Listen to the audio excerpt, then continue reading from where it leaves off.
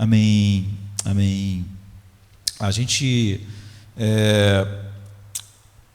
meditou no livro de Salmo, e no Salmo 1 e no Salmo 106, e eu disse que ia pregar 4 sermões no Salmo 1, já preguei 3, falta 1, não é? E uns 8 ou 9 no Salmo 106, e só preguei 1. Então hoje eu quero pregar o segundo no Salmo 106, no Salmo 107, desculpa, e ainda é uma visão geral do Salmo, para depois nós passarmos para as partes. E é um Salmo longo, diferente do Salmo 1, não é? Eu vou ler, apesar disso, bastante versos do Salmo, apesar de não ler todo. Eu vou ler do 1 ao 31 e depois vou para o verso que é um sumário do Salmo, que é o verso 43. Diz assim: dê graças ao Senhor, porque Ele é bom e seu amor dura para sempre. Que os redimidos do Senhor digam isso, aqueles que Ele redimiu da mão do inimigo, aqueles que Ele recolheu das terras do leste e oeste, do norte e do sul. Alguns vagaram em terrenos baldios do deserto, não encontrando caminho para uma cidade onde pudessem se instalar. Eles estavam com fome e com sede, suas vidas se esvaíram. Então clamaram ao Senhor na sua angústia, e Ele os livrou da sua angústia.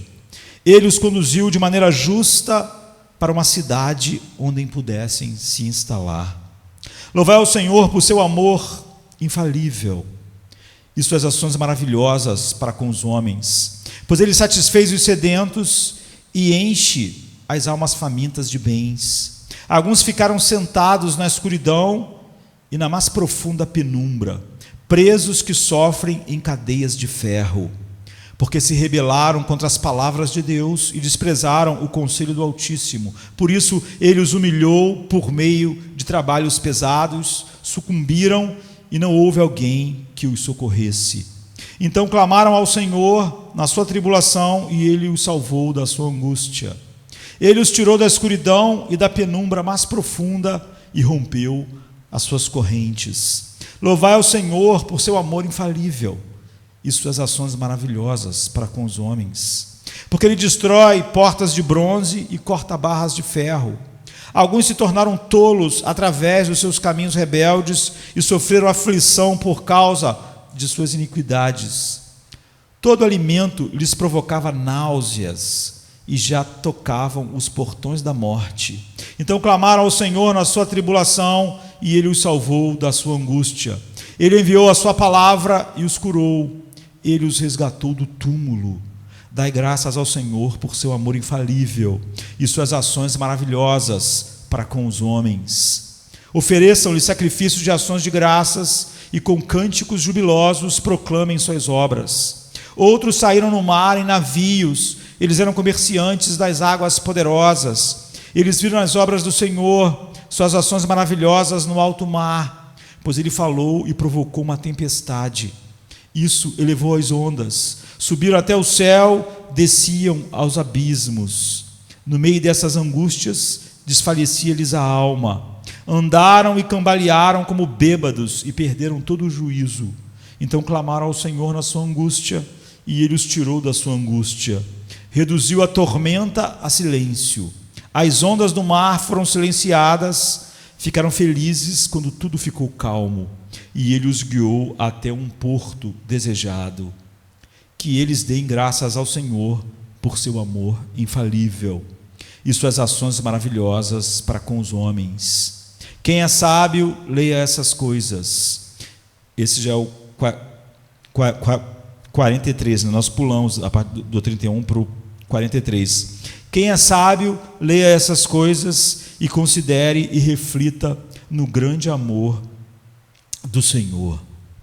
Nós vivemos numa época, numa geração que, apesar do humanismo secular reinar, há todo tipo de busca espiritual, e até quando parece não haver nenhuma busca espiritual propriamente dita, todas as pessoas concordam com algo. Praticamente todo mundo concorda a respeito de algo sobre Deus e a espiritualidade. E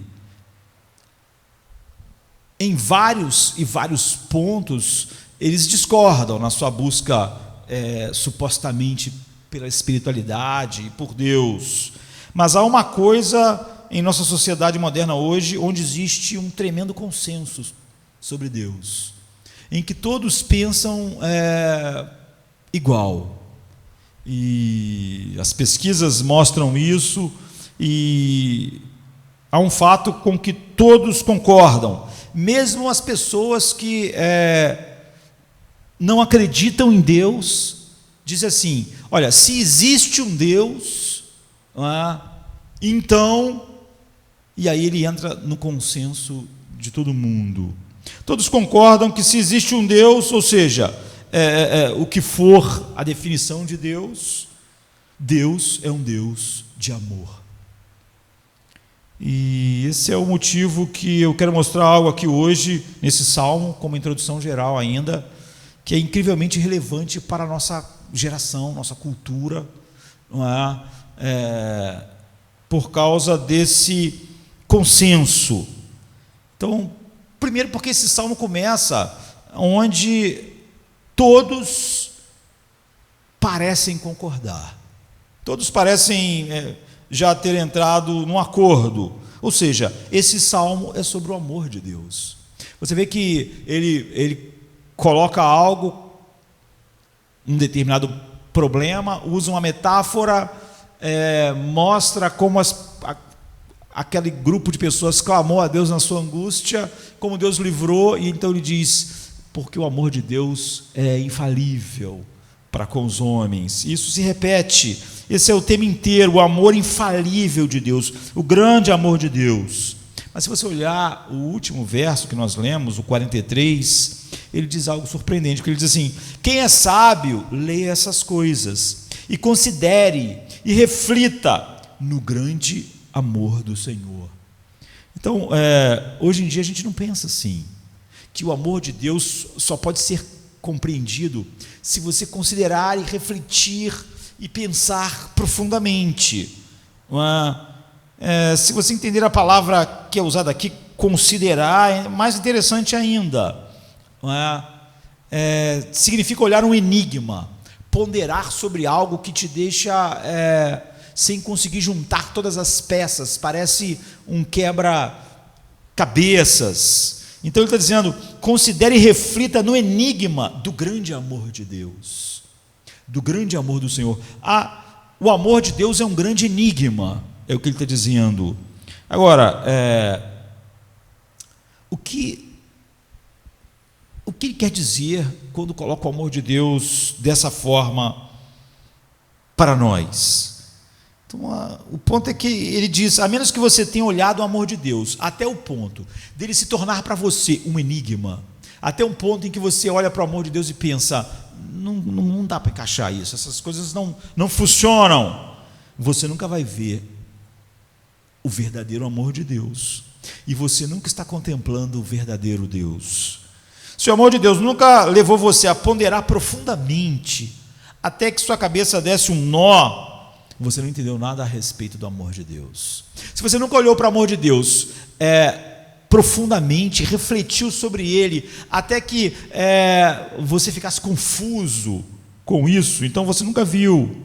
Mas há uma promessa, não é? O versículo 43 diz: quem é sábio, reflita sobre essas coisas, e considere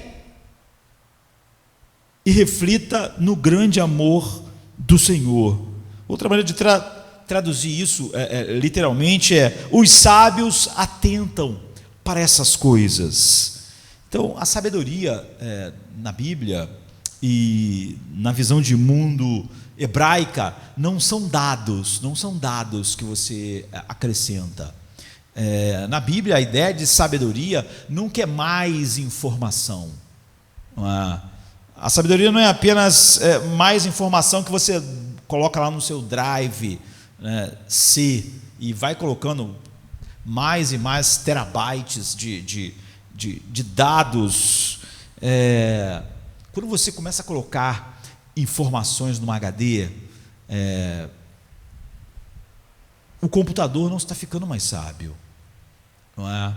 Você vai ver que se você mandar o computador fazer algo que não está programadinho ali, ele não consegue, é a coisa mais simples, porque você pode colocar uma quantidade enorme de informações no HD, mas esse HD não está ficando mais sábio, ele está ficando com muita informação lá dentro. Não importa o quanto informação você tenha na sua cabeça, isso não deixa você mais sábio. Você pode ouvir todos os sermões, os melhores sermões pregados na história, você pode ler os melhores livros, os melhores teólogos, isso não faz você uma pessoa mais sábia.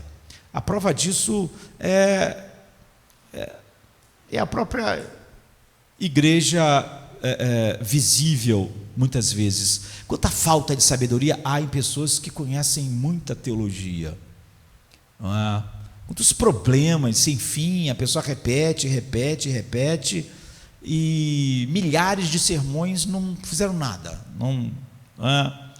Então, a sabedoria na cosmovisão hebraica é um caráter transformado através do encontro com Deus vivo. Ou seja, o Espírito, através da palavra de Deus, nos leva a nos relacionar com um Deus verdadeiro, um Deus vivo, e isso nos transforma. Portanto, ele promete algo, ele está dizendo o seguinte: se você refletir sobre o amor de Deus,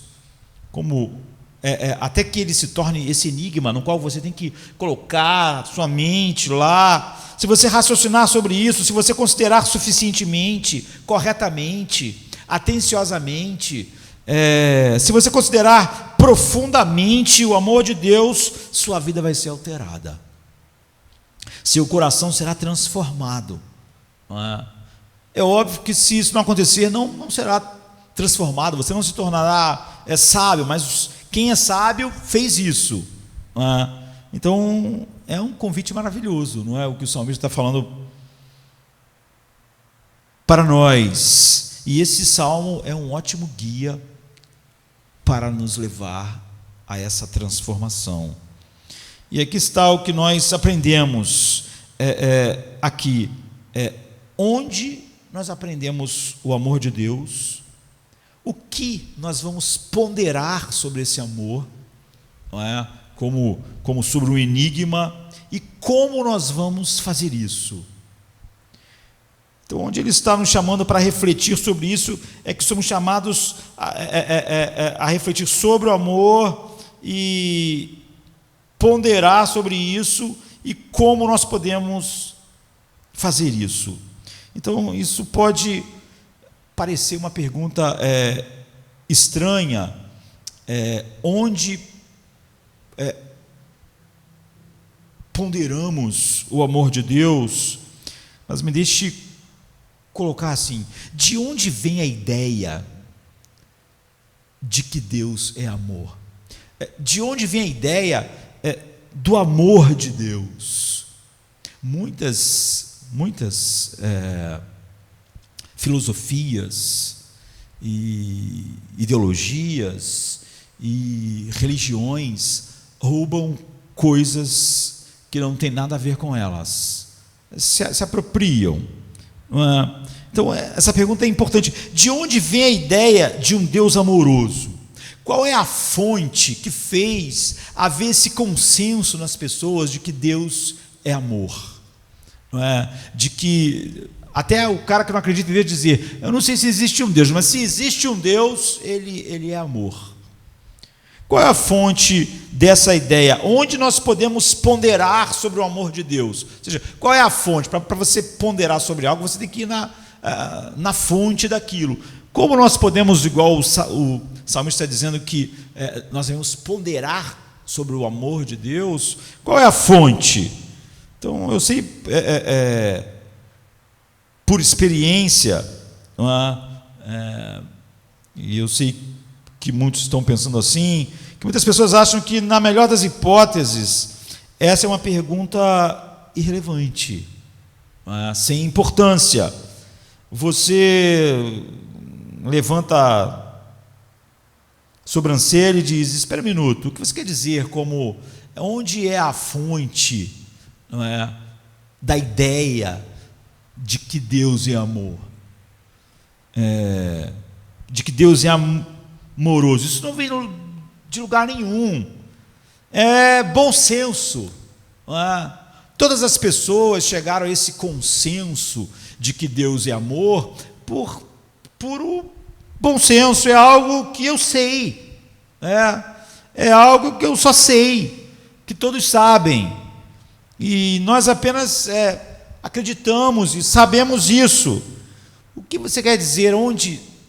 Da onde veio essa ideia de que Deus é amor, que praticamente virou um consenso na mente de todas as pessoas da nossa sociedade tão secular? Mesmo assim, todas as pessoas, quando pensam em Deus, dizem: Deus é amor. E a pessoa pode dizer: o que você quer dizer? Onde nós aprendemos isso? Nós não aprendemos em lugar nenhum. Nós só sabemos isso. As pessoas sabem isso. Elas sabem isso por bom senso. Bem, se essa é a resposta, isso é uma tese. Quando nós levantamos uma tese, a tese deve ser provada. E vamos testar a tese de que essa ideia de um Deus amoroso não veio de lugar nenhum. Veio que todos pensam isso, mas ninguém tirou essa ideia de lugar nenhum, porque simplesmente foi as pessoas que simplesmente foram chegando a isso através do bom senso, sei lá do que. Então é uma coisa que a gente apenas sabe. Então as pesquisas mostram que as maiores, a maioria dos ocidentais acreditam que Deus é um Deus de amor.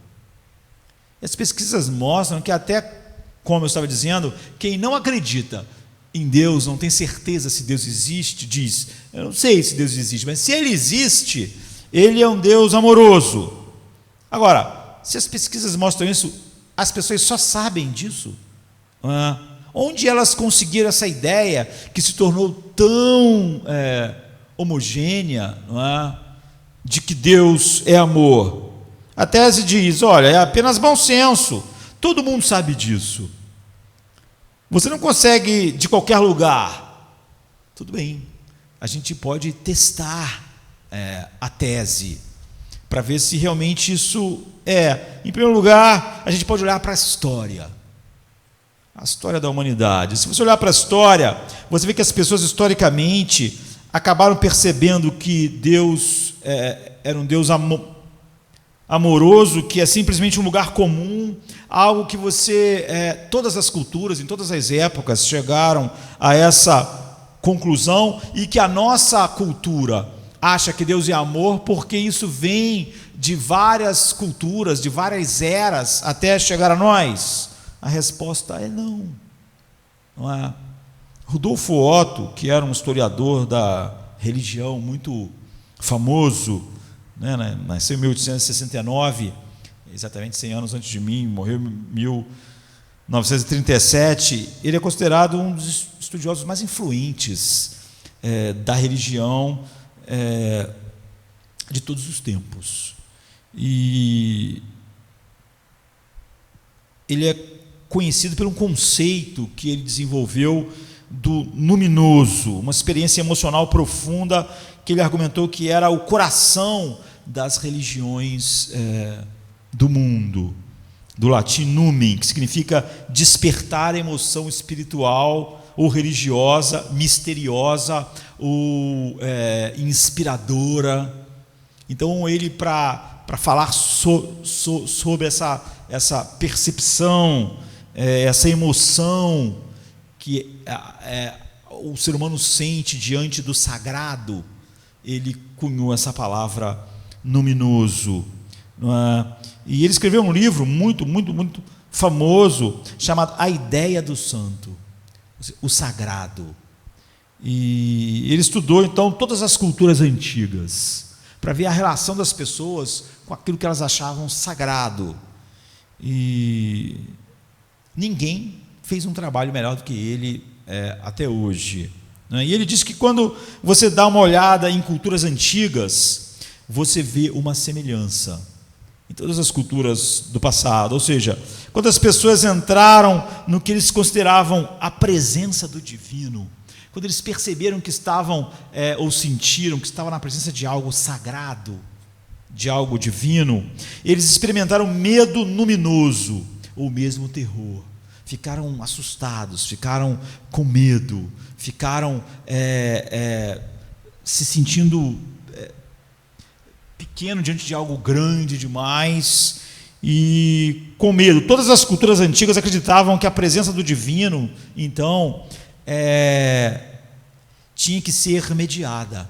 Ou seja, que a presença do divino sempre era uma ameaça para o homem.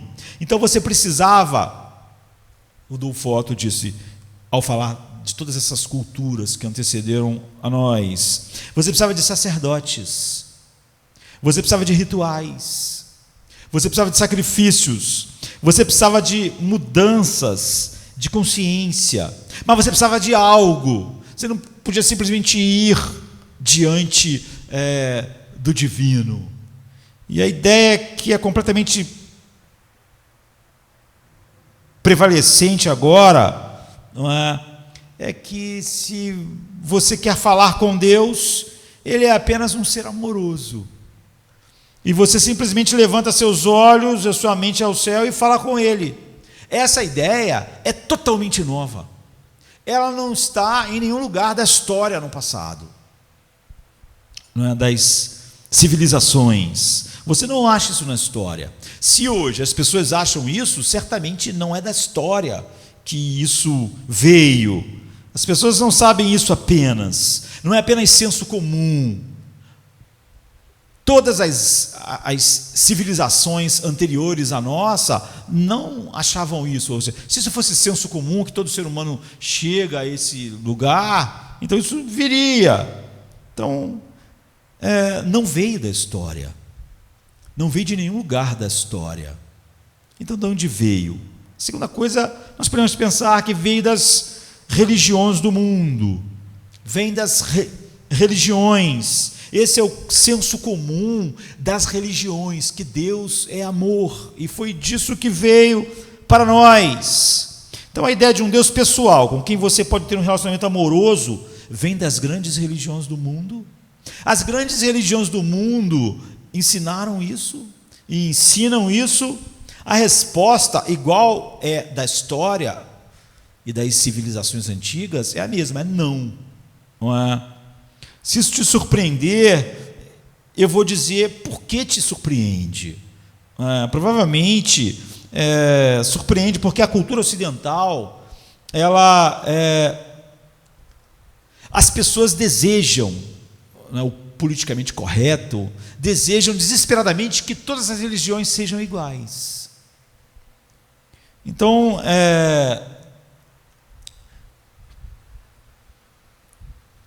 qual é o porquê disso? Vai entender porque o politicamente correto se tornou essa coisa quase que onipresente. Mas eu posso dizer qual é o efeito disso. O efeito de que as pessoas no Ocidente querem desesperadamente dizer que todas as religiões são iguais, tem um efeito, um dos efeitos práticos de acreditar que todas as religiões são iguais, são semelhantes, é que você realmente não precisa ouvir com atenção nenhuma delas. O cara diz assim, todas as religiões são iguais, todas elas falam sobre a mesma coisa. Aí você pergunta, então me diz aí, sobre o que o islamismo fala? Ele, não sei, nunca li nada sobre o islamismo, não conheço o islamismo. Então tá, então me diz aí, e o budismo? O budismo fala sobre o quê? Aí ele vai dizer, o budismo nunca li sobre o budismo. Então tá, então me diz assim, o que o cristianismo diz? Ele vai dizer, não sei. Então como é que ele diz que todas as religiões são iguais? Ele não sabe. E é para isso, esse é um dos efeitos disso. Eu digo que todas as religiões são iguais e eu não preciso ouvir mais nenhuma. Você não precisa realmente ouvir o que elas estão dizendo. Ou você vai dizer, eu sei, todos acreditam em um Deus amoroso, e se você viver de certo modo, e você vai encontrar esse Deus amoroso, você está subindo na mesma montanha, mas o islamismo está indo por um lado da montanha, o judaísmo por outro lado da montanha, o cristianismo por outro lado da montanha, o budismo por outro lado da montanha, mas está subindo a mesma montanha e vai chegar todo mundo lá no topo, no mesmo lugar, indo por caminhos diferentes. Nós queremos acreditar desesperadamente, então, porque nós não precisamos ouvir suas vozes. Então nós não precisamos ouvir o que eles dizem. Nós não sabemos o que o islamismo diz, o que o budismo diz, não sabemos nada. E nós desesperadamente dizemos que todos dizem a mesma coisa. E se você ouvir, aqui está o que você vai descobrir: o budismo, confucionismo, daonismo, hinduísmo não acreditam num Deus pessoal. Não existe um Deus pessoal. Na verdade, no budismo original, não é só que eles não acreditam em um Deus amoroso, mas o amor é parte da ilusão do eu individual que você vai ter que ultrapassar para chegar à iluminação. Eles não acreditam em nenhum Deus pessoal, um Deus com que você se relacione pessoalmente, uma pessoa, sabe? Então você vê, a ideia de um Deus amoroso não pode nunca vir do budismo, porque o budismo sequer acredita num Deus pessoal, que dirá um Deus pessoal que é amor, ou que é amoroso. E o Islã? O Islã, eu já estava vendo uma série de documentários, e uma pessoa lá, não é, especialista islâmico, dizia: o problema é que os cristãos não ouvem o que a gente diz. O Islã, as pessoas dizem, as pessoas que não ouvem, né, que diz que tudo é igual, dizem assim: o Islã, como o cristianismo, acredita em um Deus amoroso. Mas esse especialista estava dizendo, especialista islâmico, né, vocês não estão ouvindo. E ele disse: se você não está ouvindo, vocês estão empurrando o molde de vocês sobre nós, porque vocês não ouvem, vocês não deixam a gente falar, e vocês dizem que é assim. E eles disseram: na nossa compreensão, Deus é todo-poderoso, o Alá, mas Ele não é amigo ou pai. Ele, esse Deus que ele está dizendo, do islamismo, é misericordioso, mas você não pode ter uma relação de amor pessoal com Ele. Ouça, o ponto é que a ideia de um Deus amoroso pessoal, com o qual você pode ter um relacionamento pessoal, de comunhão, não está lá fora, não está no islamismo, não está no budismo, confucionismo, hinduísmo, não está. Então alguém diz: olha, as pessoas modernas então conseguem esse conceito de Deus ser amor apenas refletindo sobre a vida, refletindo sobre o mundo, não veio das religiões, tá bom, não veio da história, como nós vimos. Em nenhum lugar da história, os povos que tinham contato com aquilo, com uma experiência do luminoso, não é?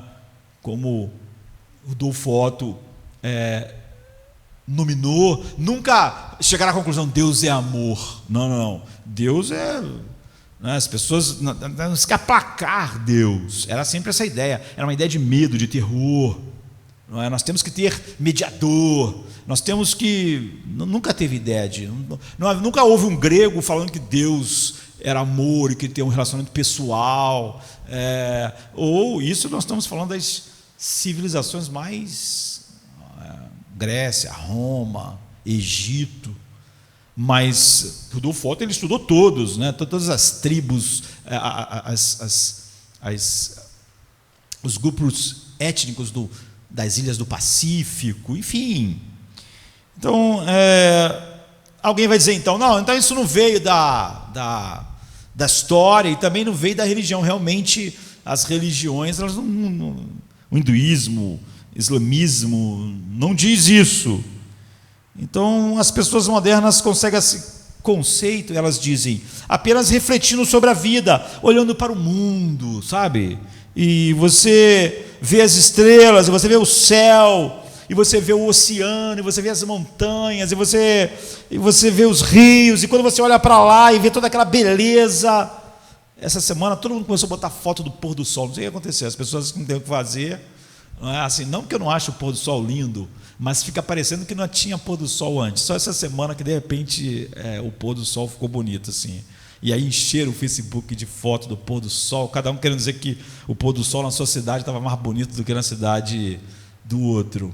Então, as pessoas vão dizer, o pôr do sol, as montanhas, os rios, e quando você olha para todas essas coisas, você vê que é um Deus amoroso por trás da natureza, da beleza da natureza. Essa pergunta é, realmente, não é melhor você olhar a natureza com mais cuidado do que isso. E há uma escritora brilhante que fez isso, e além de fazer isso,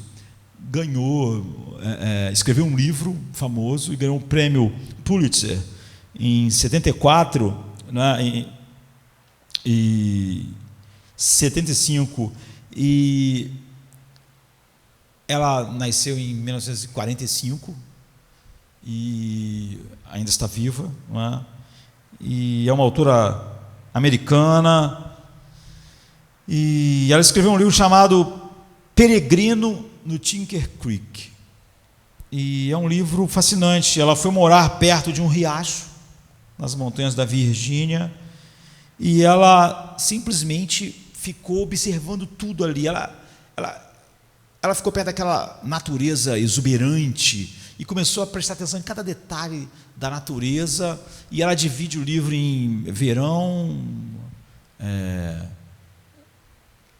primavera, verão, outono e inverno. E ela escreve o livro sempre na primeira pessoa, observando cada coisa e fazendo as ligações entre todas aquelas coisas naquele lugar exuberante de natureza, rio, cachoeira, enfim, montanha, tudo ali junto. Ela ficou morando lá, e Dilla começou a escrever, então, na primavera de 73. Portanto, ela, quando escreveu o livro, agora ela está com 74 anos, não é? Mas ela, quando começou a escrever o livro, ela tinha 27. Você vê, no ano seguinte, antes de fazer 30 anos, ela ganhou o prêmio Pulitzer com esse livro. Então ela diz, na verdade, que ela esperava. Ela foi lá para as montanhas da Virgínia, morar numa cabana e tal, no rio, e tudo, sabe, um lugar lindo, porque a ideia dela era aprender os caminhos da natureza e se adaptar a vida dela, o eu dela, o ser dela, à sincronia com a natureza, a se harmonizar com a natureza. E, de alguma forma, ela queria voltar. Isso é muito comum, não é? Nós romantizarmos isso. De alguma forma, ela queria voltar à natureza e apenas entrar em sintonia com a natureza e entrar naquela vibe da natureza e ficar mais harmonizada possível com a natureza, que é maravilhosa. E o que ela achou ali, depois de passar um ano inteiro sozinha no meio da natureza exuberante, o que ela achou, e que ela conta no livro, né, da peregrinação dela, né, ali, por isso o livro tem esse nome, deixou ela consternada, deixou ela assustada. Ela olhou e ela assistiu à natureza, e ela observou a natureza, e ela não viu nada, ela disse, além de violência, absurdo e desperdício. E você pode pensar assim, poxa, o que aconteceu com a Dilla? Por que ela falou isso? Apenas ouça. Ela disse assim, ela viu um louva-a-Deus que comia a cabeça do seu companheiro, louva-a-Deus que comia a cabeça do seu companheiro enquanto eles estavam se acasalando. Na verdade, é isso que a louva-a-Deus faz com o louva-a-Deus macho quando eles acasalam, não é? Ela come a cabeça do do macho. E ela ficou assustada, porque ela ficava observando cada coisa da natureza e fazia as anotações dela no diário. Então ela ficou particularmente abalada, por exemplo, quando viu um inseto enorme que pegava pequenos sapos e injetava no sapo o seu veneno, até que por dentro o sapo colapsava e virava uma sopa, virava um caldo. E depois que a parte interna virava um caldo, aquele inseto sugava aquilo que estava dentro e se alimentava. Então ela começou a olhar a natureza e tudo que ela via passava para ela essa violência, esse horror. Ela começou a estudar o que os livros dizem sobre a evolução. E ela viu a mesma coisa que ela tinha observado naquele momento lá de estudo dela. E ela escreveu assim: não acredite quando eles lhe falam sobre a natureza harmônica se desenvolvendo. Digamos que você é o gerente da Toyota. Você imagina que você precisa de 3 motores para um tipo de pista. Pistas difíceis e íngremes. Então, com fantásticos esforços e uma despesa enorme, tua empresa faz 9.000 motores e coloca em carros, e você envia todos os 9.000 deles numa corrida sem interrupção, e os motores ficam funcionando continuamente, batem, e colidem, e pulam, engasgam e queimam, e no final do massacre você tem 3 motores que sobraram daqueles 9.000 que se destruíram. E é o que você queria. A empresa queria 3 motores. Essa foi a maneira de você encontrar os motores. E você vai ao seu diretor, não é, na administração, e mostra a ele o que você fez. E o que eles vão dizer? Ela diz: essa é uma maneira de administrar uma empresa. Se eu quero 13 motores, eu faço 9.000 e faço eles se destruírem, até ver o que sobra no final, para ficar com 3. Isso é prático, isso economicamente é viável. Ela diz: é uma maneira melhor do que eu executar o universo como a evolução diz que ele é executado. Porque é assim que o universo é executado, ela diz. A evolução adora a morte mais do que ama você ou a mim. Devo dividir-me e me harmonizar com esse único mundo que eu conheço? Eu pensei em viver ao lado do riacho para moldar minha vida ao seu fluxo livre e ir com ele em harmonia, e ficar com ele em harmonia. Mas eu pareço ter chegado a um ponto em que eu devo desenhar uma linha. Olha, o Sr. Robin, por exemplo, ele está morrendo, a mais horrível das mortes lentas, e a natureza não está nem aí para isso. Ele está morrendo, e o sol nasce, o riacho passa, os sobreviventes ainda cantam, né, os pássaros. Eu não posso sentir assim sobre a morte, nem você sobre a minha, nem nenhum de nós sobre o Sr. Robin. Valorizamos o indivíduo de forma suprema e a natureza não o valoriza. Olhe, eu tive que rejeitar a ideia de me harmonizar com essa vida do riacho, a menos que eu quisesse me tornar totalmente brutal. Está vendo? Ela diz: se eu quisesse me harmonizar com a natureza, eu ia me tornar totalmente brutal. No final da experiência, não é que ela chegou à conclusão: olha essa harmonia, a natureza está passando para mim uma ideia de amor. Pense na evolução e no coronavírus. Para a evolução, para a ideia da evolução, Se o coronavírus matar todos os seres humanos, não há nada de ruim nisso. Foi simplesmente a sobrevivência do mais apto. Se o vírus é mais apto que o ser humano, então é bom que ele vença, não é? Não existe certo e errado, bom ou mal. Se o vírus se adaptou melhor ao planeta Terra e ele extermina todos os seres humanos, então, para a evolução, o vírus é algo que merece viver e os seres humanos não. É isso que ela disse. Olha, se nós vamos harmonizar isso, nós percebemos que a natureza é totalmente diferente de nós. Nós valorizamos o indivíduo. O que ela diz é que, se você olhar para a natureza, se você olhar apenas para a natureza, apenas para o mundo, olhar para a doença, olhar para a morte, olhar para a epidemia, olhar para o vírus, olhar para o mundo, ela diz que talvez você possa discernir com razão a reflexão e o poder por trás disso. Você pode até dizer que há um Criador poderoso, mas você nunca vai dizer ou discernir um Deus amoroso olhando a natureza, ela diz, nunca. Se você olhar para a história, você não vai ver um Deus amoroso. Não é o que a história das civilizações mostra, não é? Se você olhar para as religiões, também não. Se você apenas olhar a natureza e o mundo ao teu redor, você vai ver o que ela viu, o louva-a-Deus, louva-a-Deus devorando a cabeça do macho, o inseto injetando o seu veneno no sapo e depois bebendo todo o que ficou dentro como uma sopa. Você vai ver a aranha capturando, matando.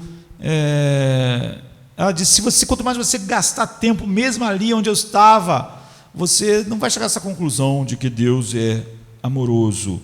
E a Dillard não é cristã, não é nada, ela escreveu um livro secular, que ganhou um grande prêmio. Então eu direi de onde vem. É isso que o Salmo diz. Se você quiser refletir sobre o amor de Deus, considere essas coisas. Que coisas? Que coisas ele está dizendo que você deve considerar? Ele diz, seus maravilhosos feitos na história, os feitos de Deus, como eles são revelados na Bíblia. O salmista está dizendo, olha, ele não diz, pondere o grande amor de Deus olhando para a natureza, ele não diz isso. Ou raciocínio sobre o amor de Deus olhando para a história, não. O que ele diz? Existe um Deus que se revelou a Abraão, a Moisés,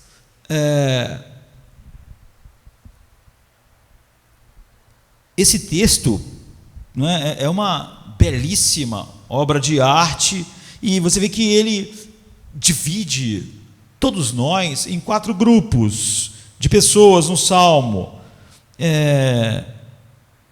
Os vagabundos, os prisioneiros, as pessoas doentes e, por fim, as pessoas no mar. Somos todos nós. Ele pega todos nós e divide dessa forma. Ele vai falar sobre cada uma delas e depois nós podemos falar sobre cada uma delas separadamente. Eles são os tipos de situações que todos nós enfrentamos, mas ele também são o que os filhos de Israel tiveram que passar. Somos nós, são todos, e são também aquilo que os filhos de Israel tiveram que experimentar. Em outras palavras, eles literalmente estavam vagando, mas Deus apareceu numa nuvem de fogo e levantou eles com mão poderosa do cativeiro e levou eles para a terra prometida. Eles estavam na prisão, mas Deus separou o Mar Vermelho. Em outras palavras, somente na Bíblia original, somente na história única que Deus contou de si mesmo e daquilo que ele fez na Bíblia, é que vem a ideia original de um Deus amoroso. É só da Bíblia que flui a ideia de um Deus amoroso que entra na consciência humana. Então, quando eu digo que é o único lugar em que você vai encontrar um Deus amoroso é a Bíblia, eu não quero dizer que todas as pessoas acreditam na Bíblia. A maior parte das pessoas da nossa cultura não acreditam na Bíblia, ou grande parte. Mas é daí que fluiu a ideia de um Deus amoroso que acabou dominando, né, a mente de tudo. O que eu estou dizendo é que a fonte do pensamento humano sobre a própria ideia do amor de Deus jamais teria ocorrido às pessoas olhando para a natureza, olhando para a história. Não teria sido proveniente de uma outra fonte, ela veio da Bíblia, e só da Bíblia. A Bíblia nos dá uma estrutura. Na Bíblia Deus diz: eu criei um mundo bom, mas o mundo pecou, e portanto caiu, e nada funciona corretamente no mundo caído. A natureza é vermelha nos dentes e nas garras. A natureza é isso mesmo, é o louva-a-Deus fêmea comendo a cabeça do louva-a-Deus macho, é um predador pegando o outro, que pega o outro, que pega o outro, que pega o outro, e é assim. As pessoas estão segurando na garganta um dos outros. Guerra constante, guerra entre países, guerra entre casais, guerra entre vizinhos, guerra entre colegas do trabalho, guerra. Deus diz: eu criei uma boa criação, mas ela caiu, mas eu estou voltando ao mundo para curá-lo e resgatá-lo. Então você guarda isso, criação, queda e redenção, criação, queda e redenção. A Bíblia diz que é a estrutura através da qual você precisa entender todo o mundo, todas as coisas, a boa criação, o pecado, a queda e a redenção. Só quando você enxerga essas coisas é que uma ideia de um Deus que é amor começa a fazer sentido. É por isso que você tem que fazer isso. Somente nesse quadro, um Deus amoroso faz sentido. Criação boa, queda e redenção. E explica tudo. Por que Anne Dillard estava tão confusa? Ela estava confusa. Ela diz: Deus fez isso. Se Deus fez a natureza, então não dá para olhar para a natureza e dizer que Deus é amor. O que ele é amoroso, porque a natureza é garras, dentes, sangue, vísceras, ou então é um vulcão, por exemplo, como explodiu Krakatoa semana passada, não é assim? Então, a natureza é violenta. Você olhando para a natureza, você não vai chegar a essa conclusão. Como Rudolfo Otto disse, você não vai chegar a essa conclusão olhando para a história da civilização. Então aqui está o ponto. Se você tem apenas um Deus que criou o mundo, mas que não houve a queda, então, se Deus criou o mundo dessa maneira, Ele não é amoroso. Se Ele criou um mundo que é gás, dentes, vírus e morte, então você não pode simplesmente olhar, se Deus criou simplesmente o mundo e chegar a essa conclusão de que Deus é amoroso. Se você toma a ideia de um Deus amoroso fora do quadro da criação, queda e redenção, você perde. Ou se você apenas tem a criação, mas não tem a queda, então a criação sem a doutrina da queda, você olha para a criação e você vê violento, é morte, um devorando o outro, é ruim. Se Deus já criou um mundo assim, então esse Deus não é amoroso. E se Deus criasse coisas boas e as coisas caíssem, e Ele não fizesse nada, Ele seria justo, e Ele até poderia ser bom, mas você nunca saberia, não é? Você nunca saberia. Por isso que a Bíblia diz que os anjos se debruçam sobre a igreja para aprender, porque é óbvio, os anjos caíram e Deus não trouxe redenção. Mas quando Deus traz redenção sobre a igreja, então os anjos estão aprendendo algo que eles não podiam aprender de outra forma. Então, Deus veio ao mundo, Deus se envolveu. Sem isso, sem a doutrina da criação boa, da queda e da redenção, você não tem como olhar para nada e chegar à conclusão de um Deus amoroso. Você tem apenas a criação, e se Deus criou o mundo dessa maneira, Ele pode ser poderoso, mas não é um Deus de amor. Não faz sentido. Ou se Ele criou o mundo e ele caiu, e ele nunca fizesse nada a respeito, você nunca saberia se ele é amoroso, não teria nenhuma direção nesse sentido. Mas a questão que temos hoje, onde o mundo ocidental moderno então teve a ideia de um Deus amoroso, que se tornou quase que algo, veio da Bíblia, mesmo que não acredite em Deus da Bíblia. Todas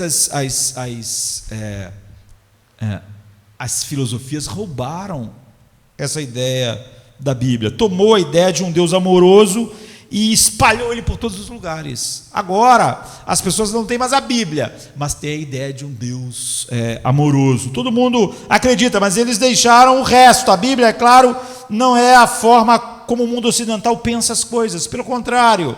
Então, você tem essa ideia de um Deus amoroso e se afasta da Bíblia. O que acontece? Nada faz sentido. O cara diz, Deus é amoroso. Você diz, mas por quê?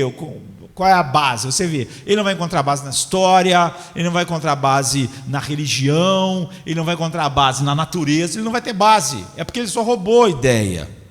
Não é?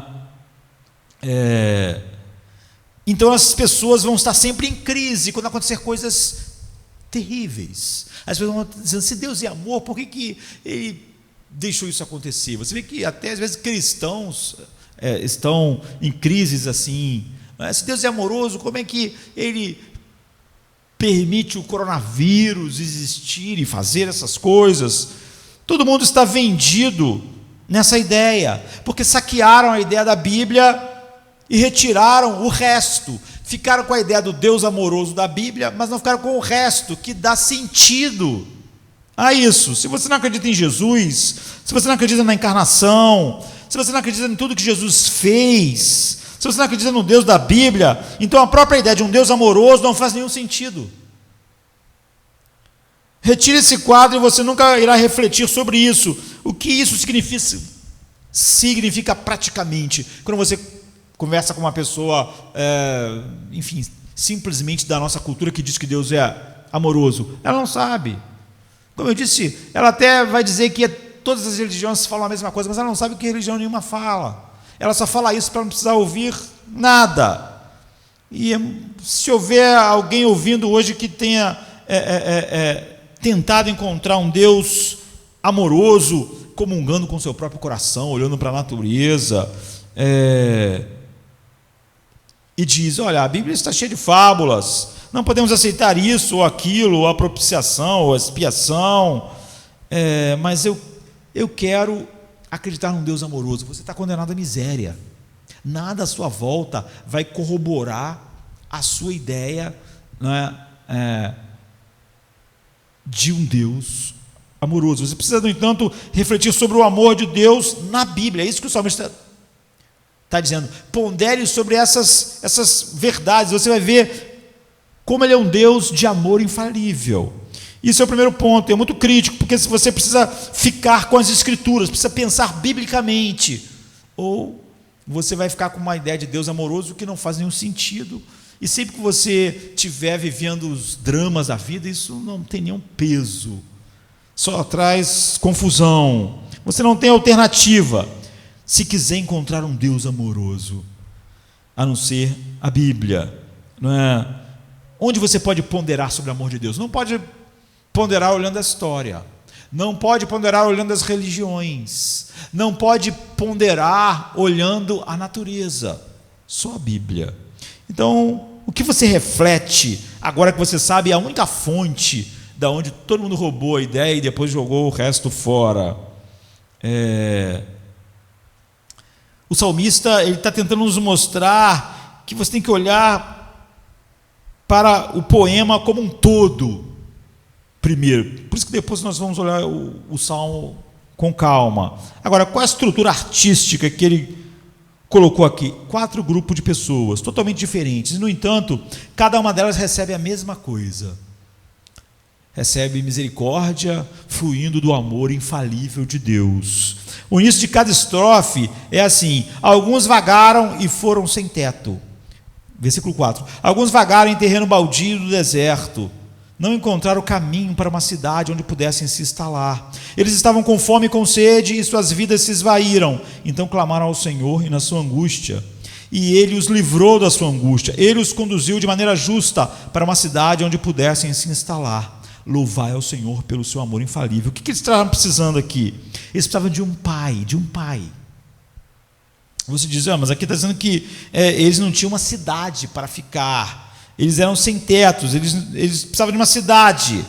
Mas nós precisamos lembrar de algo fundamental nessa época aqui. Hoje em dia, as pessoas podem até sair das suas pequenas cidades para uma grande cidade para se afastar das suas famílias, mas naquela época você tinha que achar uma cidade para ter uma família. Sem isso não dava. Você primeiro tinha que achar uma cidade para depois estabelecer uma família. Você tinha que ficar atrás das muralhas, atrás da proteção, porque se você não vivesse em nenhuma cidade com muralhas, você ia ser o quê? Atacado por saqueadores, por bandidos, exércitos inimigos, ou então animais selvagens iam atacar você. Você não tinha como estabelecer a sua família e criar a sua família bem fora de uma cidade. E essas não eram pessoas que estavam procurando, o texto diz, uma cidade, mas eles nunca acharam. E porque eles nunca achavam uma cidade, eles não tinham um lar, não tinham uma casa. Eles eram sem teto, eles precisavam de estabilidade, de segurança. E Deus os ama como um pai nessa primeira estrofe, para dar a eles um lar, uma casa, um lugar para se estabelecer. A segunda estrofe diz assim: alguns ficaram sentados na escuridão e na mais profunda penumbra, presos sob cadeias de ferro, porque se rebelaram contra a palavra de Deus e desprezaram o conselho do Altíssimo. Por isso ele os humilhou por meio de trabalho pesado, sucumbiram e não houve quem os socorresse. Então clamaram ao Senhor na sua tribulação e ele os salvou da sua angústia. Ele os tirou da escuridão e da penumbra mais profunda e rompeu suas correntes. Louvai ao Senhor pelo seu amor infalível. O que você tem aqui? Condenados, prisioneiros, presos em masmorras, com correntes, presos a ferro. O que eles precisam? É igual o primeiro grupo que estava perdido no deserto, que nunca achava uma cidade para se instalar, para ter família. O que eles precisam é de um pai que simplesmente dê a eles alimento. O cara está preso em cadeias, numa masmorra, num castelo, e ele precisa de alguém, um pai que vai lá e leve uma comida para eles. Não, eles precisam de um rei, eles precisam de um quê? De um libertador, de alguém que tem um exército, que possa resgatá-los, que possa ir contra os poderes que o aprisionaram. Eles precisam de alguém que está na frente de um exército, e eles conseguem isso. E o texto diz que as barras de ferro deles foram partidas, e eles foram libertos. E ele diz, então veja o amor infalível de Deus ao fazer isso. E o terceiro grupo: alguns se tornaram tolos através dos seus caminhos rebeldes e sofreram aflição por causa da sua iniquidade. E essas pessoas ficaram doentes pela tolice delas. É interessante porque diz que essas pessoas estavam doentes, elas não conseguiam comer. Diz assim no versículo 18: todo alimento lhes provocava náuseas, e já tocavam os portões da morte. Significa que eles realmente estão morrendo, eles estão se perdendo fisicamente, mas como resultado da tolice deles, como está no verso 17. Alguns se tornaram tolos através dos seus caminhos rebeldes e sofreram aflição por causa das suas iniquidades. Estes são mais como pessoas que arruinaram suas vidas e arruinaram seus corpos por excesso de trabalho, ou dependência de algo, enfim. Veja o que os cura. O que eles precisam agora é o quê? De alguém que os sare dessa doença, dessa doença de morte. E a Bíblia diz: Deus enviou a sua palavra e os curou. Eles recebem um tipo de ensinamento que os cura. E diz assim, 19: então clamaram ao Senhor na sua tribulação e ele os salvou de sua angústia. Ele enviou a sua palavra e os curou, ele os resgatou do túmulo. Dai graças ao Senhor por seu amor infalível. Então o primeiro grupo precisa de um pai. O segundo grupo precisa de um rei para libertar eles das correntes. O primeiro grupo precisava de uma cidade onde eles pudessem se estabelecer, ter uma casa. O terceiro grupo precisava de cura. E o último grupo precisa de um conselheiro. Aqui diz assim: o quarto grupo, eles vão para o mar, estão na tempestade perfeita. Outros saíram no mar em navios, e diz: e eles subiram até os céus e desceram até as profundezas. Ele está falando sobre grande tempestade no mar, ele diz, e esse negócio de subir ao céu e descer as profundezas, ele está falando sobre aquelas ondas gigantescas, Agora a gente vê imagens assim, navios enormes de subir 30 metros e descer 30 metros e subir 30 metros, totalmente desesperadores, estar numa tempestade assim, no meio do mar. Então eles precisam de um Criador onipotente agora, não é de um pai, nem de um médico, nem de um conselheiro. Eles precisam de um Criador onipotente que tenha poder sobre o mar. E então você vê isso: pai, rei, amante, amigo, Criador onipotente, alguém que tem poder sobre o furacão. E ele vai dizer que tão violento quanto estava o mar, ficou totalmente calmo. Ou seja, são coisas incrivelmente diferentes: ser um pai, ser um criador, ser um conselheiro.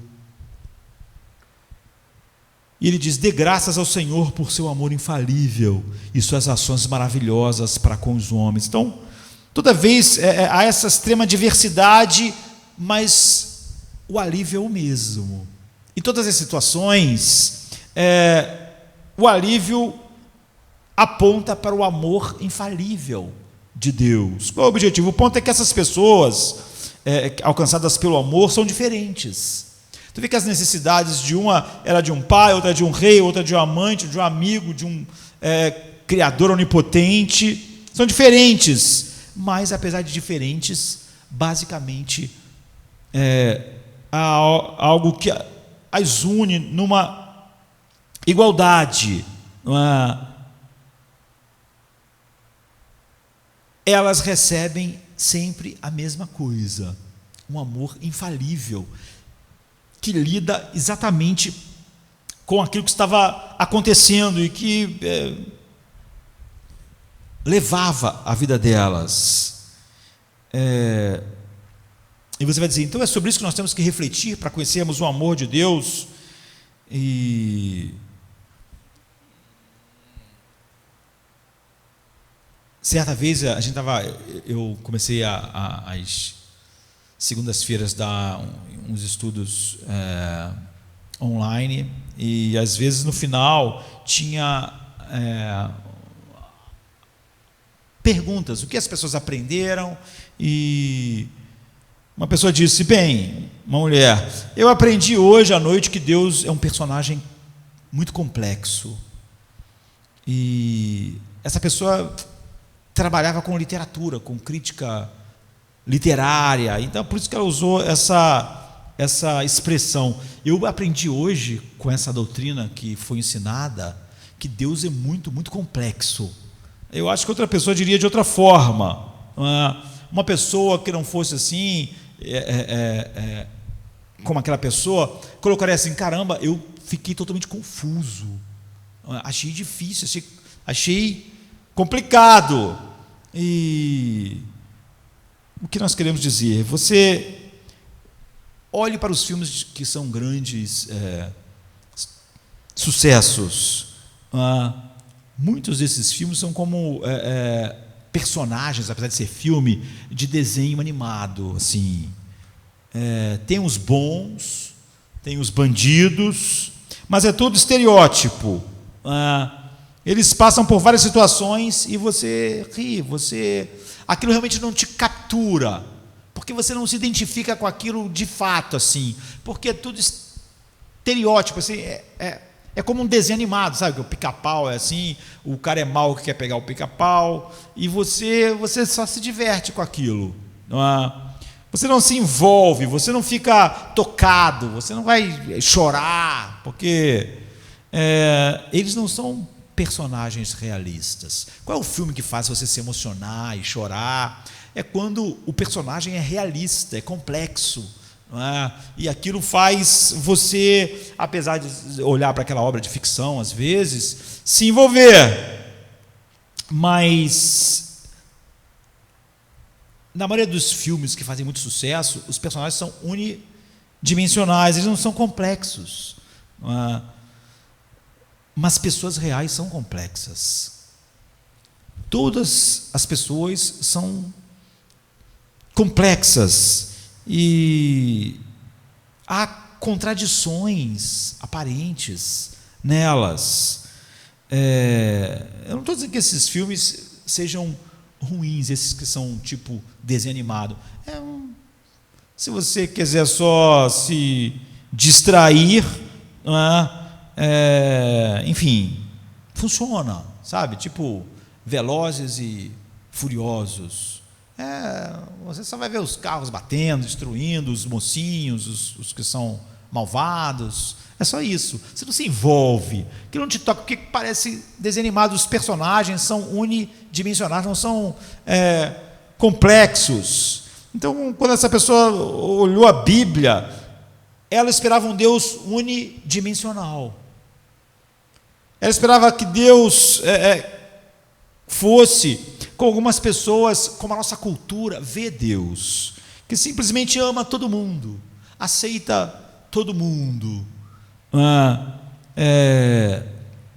Agora, quando você pensa em pai, amigo, amante, Criador todo-poderoso, justo, santo, é complexo. Então ela descobriu que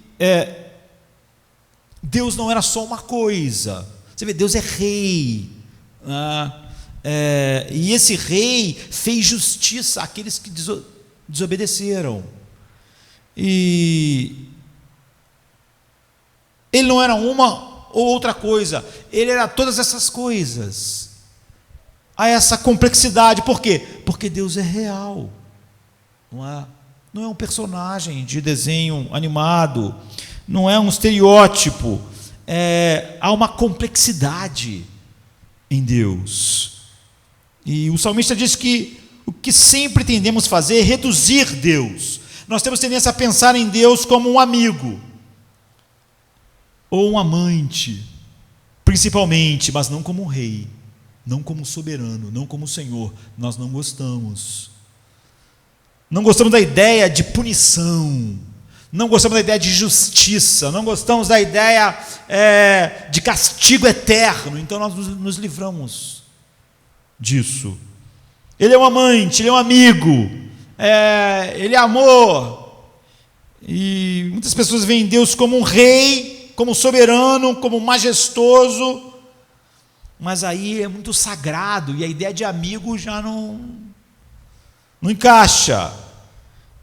Ninguém segura tudo junto, naturalmente.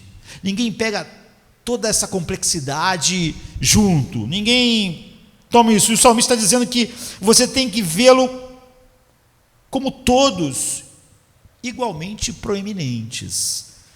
Você não pode preferir um sobre o outro. Não é? Você quer abraçar tudo. Deus é amor. Deus é justo. Deus está irado, Deus é um rei, pai. Então, você não pode escolher. Tem um sociólogo, jornalista e romancista famoso, Andrew Greeley. Ele era professor de sociologia da Universidade do Arizona e de Chicago. Ele escrevia no New York Times, Chicago Sun-Times. E ele fez uma pesquisa que ficou famosa, que era a opinião das pessoas a respeito de Deus. E ele disse que 75% dos americanos disseram que preferem pensar em Deus como um amigo e não como um rei. Por que não como um rei? Por que as pessoas preferem pensar em Deus como um amigo? O ponto principal é que eles preferem. E todo mundo prefere, porque um rei você tem que obedecer, um rei tem leis, um amigo não. O salmista está dizendo, não se atreva. Se você quiser escolher algo de Deus e deixar outro fora, você já não tem mais o Deus verdadeiro. Porque você o reduz, ele nunca será real para você, ele nunca será alguém que você encontra, a menos que você deixe ele ser o Deus verdadeiro, o Deus como se revelou, o Deus complexo. Não o estereótipo do desenho animado, é só bonzinho, é só amor. O que significa é que quando você lê a Bíblia, você não pode jogar peças que você não gosta fora. Você não pode pegar a parte dela que não gosta. A nossa sociedade inteira, ela pegou a ideia de que Deus é amor da Bíblia e jogou o resto da Bíblia fora. Agora a ideia que ela tem não faz nenhum sentido. Se você pressiona, da onde vem a ideia do amor? Ela não vai saber dizer, e nem vai saber ligar o amor de Deus ao mundo do jeito que ele é. Ou a história. Por quê? Porque mesmo na igreja, em grande parte, e na nossa cultura, o Deus que as pessoas têm é um Deus de desenho animado, um Deus com que você nunca está envolvido de fato, porque ele é unidimensional, ele é só uma coisa, ele não é tudo. Você não vai estar mais envolvido com ele do que você está com o filme, com o desenho do Tom e Jerry, não é? Você não chora no final por causa disso ou por causa daquilo, porque aquilo ali é unidimensional, você não se envolve de fato. Não é? Ou como eu estava dizendo, que tem filmes que têm essa ideia. Então, Velozes e Furiosos, você não diz, pobre vilão, ele ficou chateado, olha, não, porque você não vê nenhuma complexidade. Você vai o quê? Você gosta o quê? Dos efeitos especiais, os carros em alta velocidade, umas coisas absurdas que acontecem. Agora, mesmo quando você tem, por exemplo, o mundo da Marvel, quando há complexidade e não algo unidimensional, igual o filme Coringa, por exemplo, desperta em você várias coisas, porque aproximou da realidade, é uma pessoa complexa, em vez de ser uma pessoa unidimensional. Você vê a maldade dele, mas você sente certa compaixão, você realmente se envolve. E na maioria dos filmes não é assim de ação, que faz muito sucesso. Por quê? Porque você não se envolve, porque eles são unidimensionais. Eles são personagens de desenho animado em filme. Então ele está dizendo que se você quiser realmente encontrar Deus amoroso, você terá que deixá-lo ser o personagem complexo que ele é. Não faça qualquer um desses personagens o principal: Criador, Pai, Rei, Amante, Amigo. Nenhum desses você vai tornar o que é melhor, a parte que você gosta. Você tem que abraçar o Deus real, o Deus todo, porque só assim você está em contato com o verdadeiro Deus. É assim que a Bíblia revela Deus. Você não tira nenhuma parte do Deus da Bíblia e diz, essa parte eu não gosto, ou não quero. Agora, como a reflexão de Deus como essa realmente nos muda? Aqui está a resposta para nós encerrarmos. Em primeiro lugar, se você deixar isso acontecer, e é óbvio que a nossa sociedade e cultura não faz isso, e eu diria que muitas pessoas na igreja visível não fazem isso também. Todos nós caímos, todos os homens naturais tendem a cair para um lado ou para o outro do cavalo, sabe assim? Em vez de ficar equilibrado, nenhum homem natural mantém tudo junto.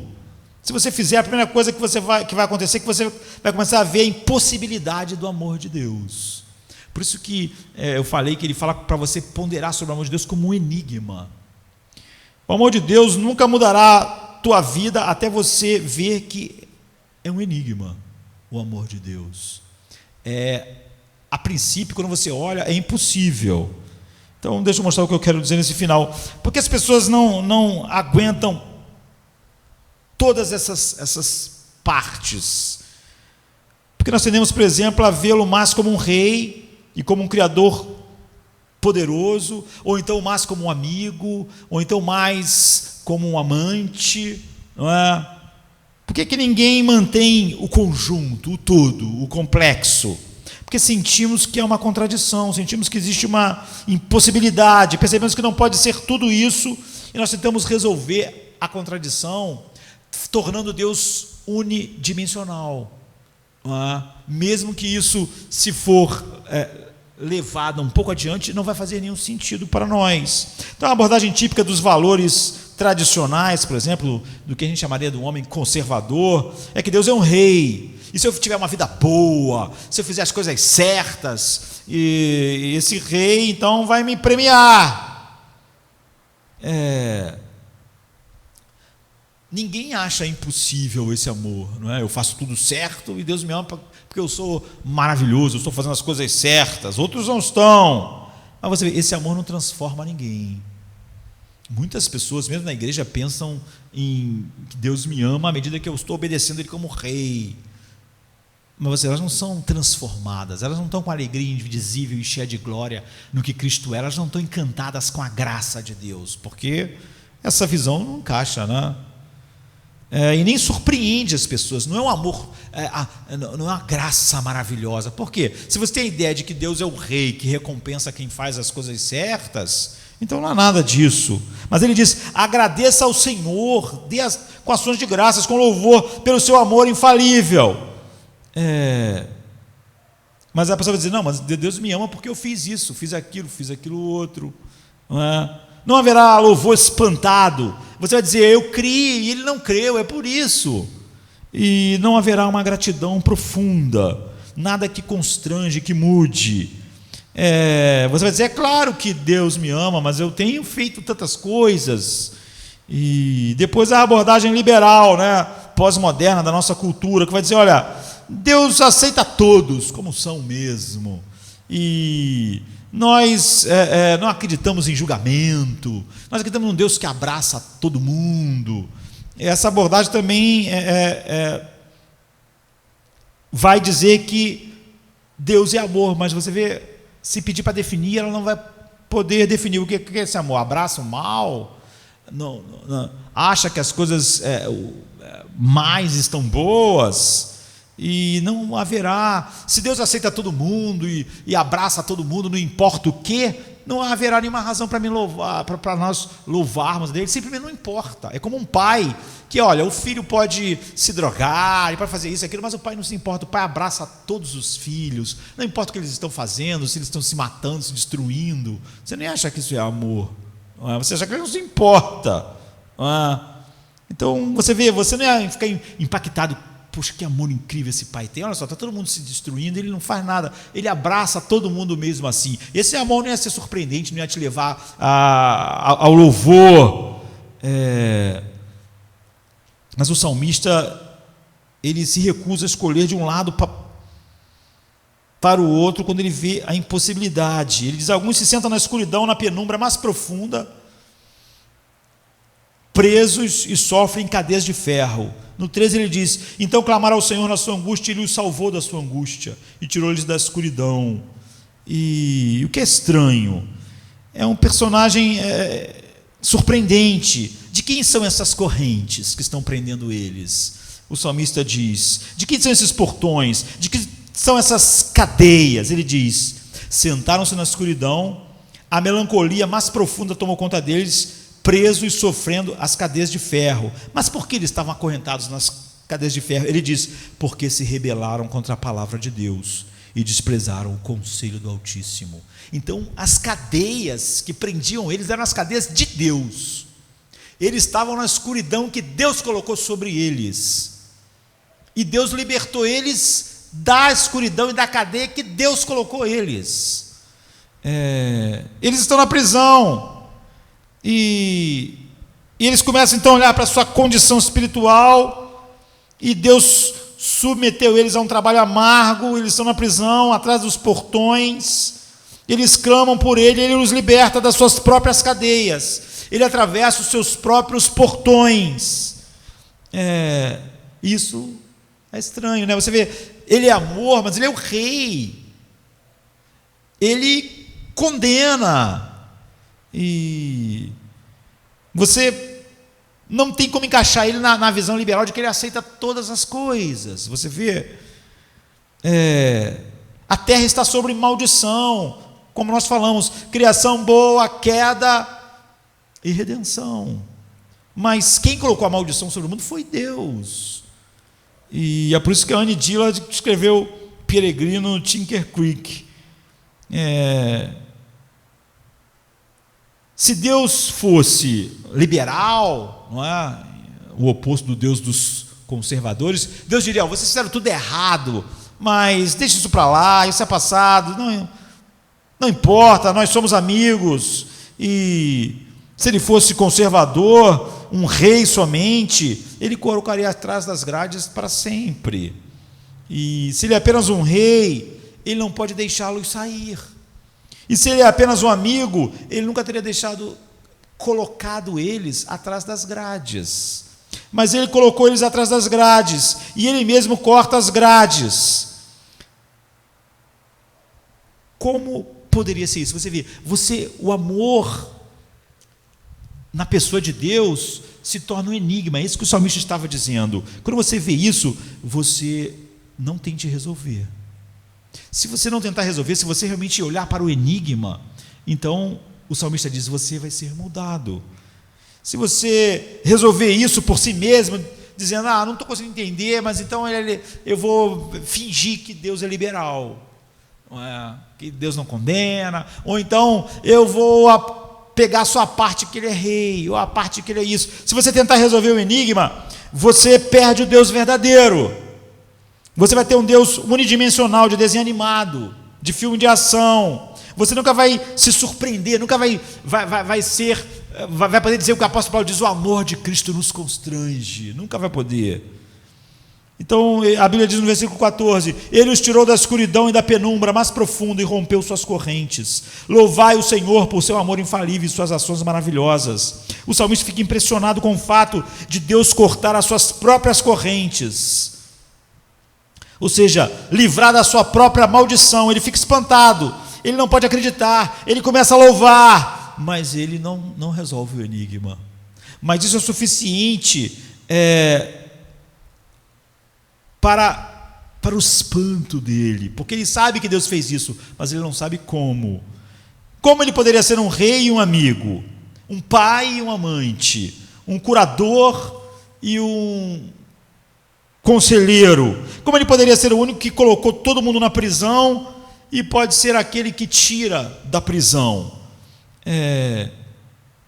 O salmista, nós somos sortudos por nascermos na época que nascemos. O salmista não tinha ideia de como isso poderia acontecer. Mesmo assim, porque ele não tentou resolver esse enigma e acreditou que Deus era todas essas coisas, abraçou todas essas coisas e sabia que Deus ia providenciar uma solução para isso, ele foi transformado. Ele só sabia que Deus nos dá um amor impossível, um amor completamente impossível, um amor que não pode acontecer, um amor que precisamos ter, ou estamos perdidos. Mas, no entanto, é um enigma para nós, que se nós tentarmos resolver, nós perdemos o Deus real.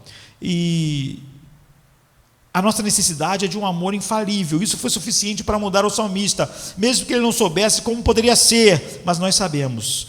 E devemos então experimentar um poder muito maior de transformação, adoração, alegria indizível do que o salmista, porque com muito menos ele pôde experimentar.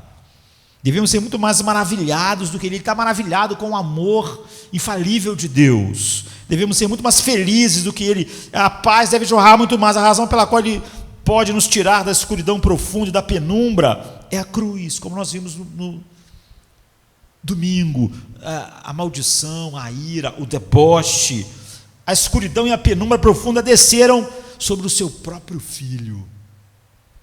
A razão pela qual ele pode nos levar para casa é que Jesus disse: as raposas têm tocas, as aves têm ninhos, mas o Filho do Homem não tem um lugar para colocar a cabeça. Ele perdeu o Pai para nós termos um Pai.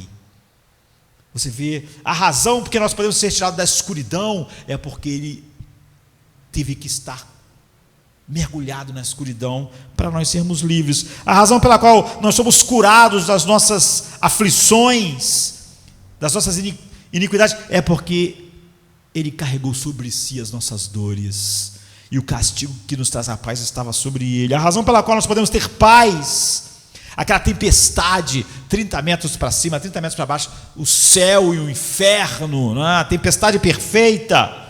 A razão pela qual nós podemos ter paz e a tempestade ser acalmada é que Jesus é o grande Jonas que foi jogado na barriga da ira de Deus, na barriga da justiça de Deus. Não na cruz, e apenas na cruz você tem um Deus complexo, um Deus que pode ser todas essas coisas: Pai, Rei, amor, justiça, estar irado. Só na cruz você tem um Deus verdadeiro. Só na cruz você tem uma explicação a olhar queda, criação, queda e redenção. Você olha na cruz e você vê o Deus real, que é amor. Você tem um Deus não caricatura, um Deus não estereótipo, um Deus não unidimensional, um Deus não de desenho animado, um Deus que te dá amor impossível, que transforma a sua vida. Você tem isso, querido. Você tem paz, alegria. Se você realmente contemplou a cruz, é o que você tem. É por isso que Paulo diz assim em 1 Coríntios 2:2: porque nada me propus saber entre vós, senão a Jesus Cristo e este crucificado. 1 Coríntios 2:2. Você diz: olha, se você pega Deus e tira a ira de Deus e fica só com, você já não tem um Deus real e nem uma definição de amor possível, que não seja contraditória. Não há como escapar da cruz e ainda ter um Deus real, porque somente na cruz Deus pode ser complexo. A justiça e a graça estão juntas, o amor e a ira estão juntos. Somente na cruz Deus pode ser real, Ele pode odiar o mal, o pecado e o pecador, e ainda salvar. Ele pode na cruz derramar a sua ira e mostrar o seu incrível amor. Ele pode mostrar uma graça incrível. Então, a primeira coisa é que você vê a impossibilidade, e você vê como Jesus tornou o enigma algo que se tornou claro. Se você tentar resolver o enigma, você perde o Deus verdadeiro. Você vê Jesus Cristo cortou as barras de ferro. Você vê Jesus Cristo como amante, mas Ele também como nosso rei. Você vê Ele como nosso acalmador da tempestade, Ele como nosso conselheiro maravilhoso. Ele é o Deus irado e Ele é o Deus de amor. Ele é o Deus santo e de justiça. Ele é um Deus que condena e um Deus que salva. Ele é um Deus que perdoa e justifica. Ele é tudo. Sabe? Cristo e este crucificado, você tem Deus, Deus verdadeiro. Depois de ver isso, como você recebe esse amor em sua vida? É simples, não é? Todos eles receberam o que eles não mereciam. Nós somos levados a olhar para a cruz, e quando nós somos atraídos para a cruz, não importa de que grupo você está. O primeiro grupo não tinha culpa, eles eram desabrigados. E o último grupo está numa tempestade. Eles estão sofrendo o efeito do pecado, mas o efeito geral do pecado. Como todos estamos sofrendo, estamos vivendo, vamos morrer, o nosso mundo tem vírus, etc. É o efeito geral do pecado. O segundo grupo é culpado. O terceiro grupo é estúpido. Eles são idiotas, e enfim, é por isso que aponta para todos nós, mas todos eles são salvos. Você vê, todos eles são salvos, mesmo aqueles que estavam sofrendo só o efeito geral, ou aqueles que provocaram tudo, porque é sempre graça, não importa quem é, que os redimidos do Senhor, diz o versículo 2, digam isso, aqueles que Ele redimiu da mão do inimigo. Quem são? O verso 3, aqueles que Ele recolheu das trevas, do leste e oeste, do norte e do sul. Então, o único requisito é o chamado de Deus, não é? em cada um desses grupos que despertou neles, mesmo estando debaixo de algo que vinha de Deus, aclamarem pelo próprio Deus, pela libertação. O que você precisa e é necessário é nada, não é? Nenhum deles fez nada, Deus foi lá com mão poderosa e os livrou. Então, considere, o Salmo diz, o grande amor de Deus. Veja a impossibilidade do seu amor e veja como isso foi resolvido, o enigma foi resolvido em Cristo, na cruz. Lá Deus pôde ser rei, você vai poder ver Deus como rei, e como amante, e como amigo, e como pai, e como justo, e como aquele que justifica, mas como aquele que faz justiça, que pune o pecado, e deixe isso brilhar em você. Encontre Cristo crucificado em todas as narrativas da Bíblia. E se você vê isso, se você realmente contemplar Cristo, você é transformado. Você simplesmente não vai ter uma vaga ideia de um Deus que é amor. Você é constrangido por esse amor. E como Paulo diz, um morreu por todo, logo todos morreram, porque o amor dele nos constrange. Ele morreu por todos, nós contemplamos de verdade a cruz e já não vivemos mais para nós mesmos. Você vê, é um amor transformador. E se você perder uma das coisas que Deus é e que só pode ser revelado perfeitamente em Cristo, na cruz de Cristo, você nunca vai ser mudado, você nunca vai ter uma alegria indizível e cheia de glória. Você vai falar que Deus é maravilhoso, mas isso não causa maravilha no seu coração, nem espanto, nem alegria indizível, nem paz, porque você nunca viu Deus verdadeiro, complexo, a não ser quando o Espírito Santo nos mostra isso na cruz, Cristo e este crucificado. Pai, nós te agradecemos pela tua palavra. Nós, Senhor Pai, precisamos que de todas as partes da Bíblia tu nos leve até a cruz. Nós sabemos que Jesus, Senhor Pai, conversando com os discípulos no caminho de Emaús, começou em Moisés, em Gênesis, e foi até Malaquias, pelos profetas, mostrando tudo que a Bíblia falava a respeito dele. Oh Deus, nos dê uma visão cada vez mais profunda do seu Filho, e que o Espírito nos faça realmente contemplar a glória dele, porque, Senhor Pai, é impossível ser levado a isso sem ser transformado por essa verdade.